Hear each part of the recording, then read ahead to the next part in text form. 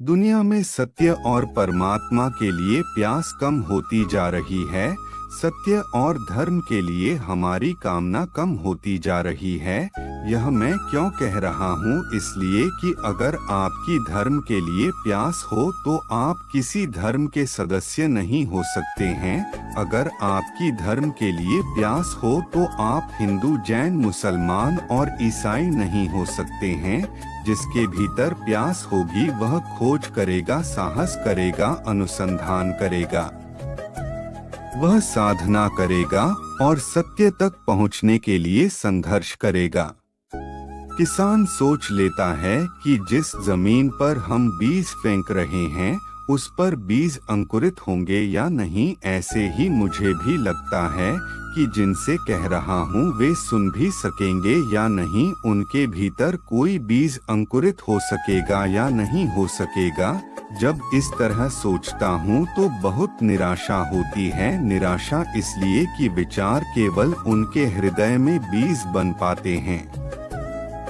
जिनमें प्यास हो केवल उनके हृदय सुनने में समर्थ हो पाते हैं।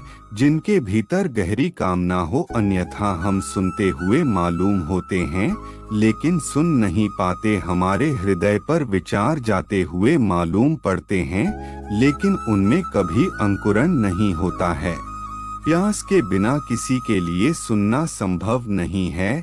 इसलिए जरूरी नहीं है कि जितने लोग बैठे हैं वे सभी सुनेंगे। यह भी जरूरी नहीं है कि उन तक मेरी बात पहुंचेगी, लेकिन इस आशा में कि शायद किसी के पास पहुंच जाएगी तो भी ठीक है।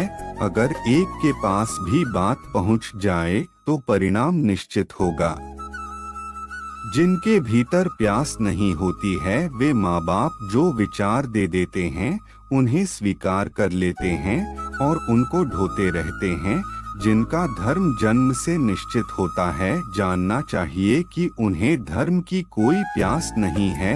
अन्यथा हम दूसरों के दिए भोजन से तृप्त नहीं होते और हम दूसरों के पहने हुए कपड़े पहनने को राजी नहीं होते, लेकिन हम दूसरों के उधार विचार स्वीकार कर लेते हैं और परंपरा से सहमत हो जाते हैं। और जन्म का आकस्मिक संयोग हमें जिस घर में पैदा कर देता है हम उस धर्म को अंगीकार कर लेते हैं। ये हमारे भीतर बुझी हुई प्यास के लक्षण हैं। जिनके भीतर परंपरा के प्रति संदेह नहीं उठता, जिनके प्रति प्रचलित धारणाओं और मान्यताओं के प्रति जिज्ञासा और प्रश्न खड़े नहीं होते हैं, उनके भीतर कोई प्यास नहीं है।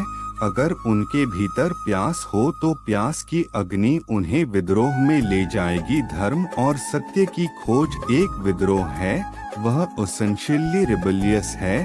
तो आपके भीतर अगर विद्रोह पैदा नहीं होता है और आप चुपचाप सबको स्वीकार कर लेते हैं जो परंपरा ने और अतीत ने आपको दिया है, आप कभी धार्मिक नहीं हो सकते हैं।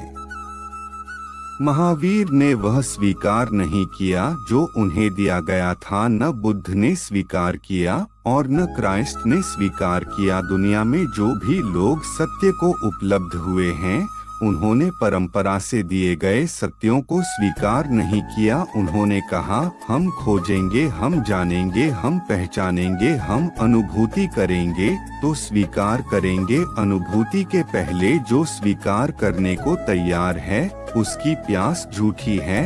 अगर कोई आदमी कहे कि मुझे बहुत प्यास लगी है और पानी शब्द से ही वह तृप्त हो जाए तो हम क्या कहेंगे?